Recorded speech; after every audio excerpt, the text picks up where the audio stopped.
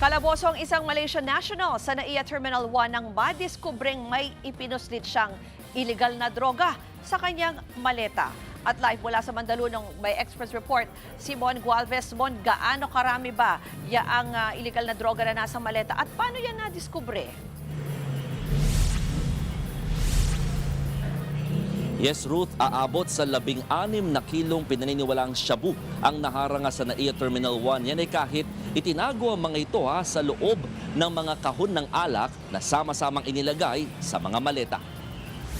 Nagpositibo sa illegal na droga ang dalawang maleta ng inspeksyonin at amuyin ng K9 unit ng PIDEA. Nauna na naghinala mga tauhan ng Bureau of Customs sa sinasabing mga bagahe nang dumaan sa X-ray scanner.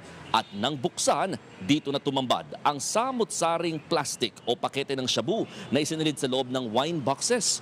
Nagkakahalaga ang nakumpiskang illegal na droga ng mahigit 112 million pesos galing Kuala Lumpur, Malaysia.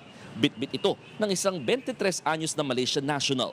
Nahihirapan daw makipag-usap dito mga otoridad dahil hindi nakakaintindi o nakakapagsalita ng Ingles. Maharap siya sa reklamong paglabag sa Republic Act 9165 o Comprehensive Dangerous Drugs Act bago siya posibleng ipa-deport pabalik ng Malaysia. Sa record ng PIDEA, lumalabas na ito ang pinakamalaking volume ng illegal na drogang sinubukang ipuslit sa mga paliparan sa bansa ngayong taon. Sa dami nga nito, paniwala ng ahensya, direktang ibebenta ito sa bansa, lalo't lumalabas daw na humihina na ang supply ng naturang illegal na droga sa Pilipinas. Pakinggan natin ang pahayag ng tagapagsalita ng PIDEA.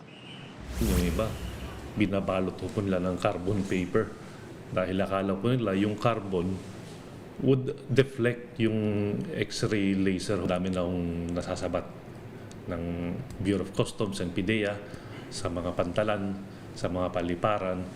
Naniniwala ko kami na itong 16 kilos na balak ko niya ipuslit, ito po ay para sa merkado ho rito sa ating bansa. Ruth, babala naman ng PIDEA sa mga kababayan nating mangingibang bansa o yung pabalik pa lamang ng Pilipinas, iwasan daw yung mga nagpapasabay ng mga maleta o bagahe dahil mahirap na daw na mabiktima na magamit bilang drug mule or courier ng mga sindikato ng illegal drugs. Balik sa iyo, Ruth. Yan po ang Express Report ni Mon Gualvez. Mga kapatid, Ruth Cabalco, para sa mabilis sa pasada ng mga balitang dapat niyong malaman, mag-follow at mag-subscribe sa social media pages ng News 5.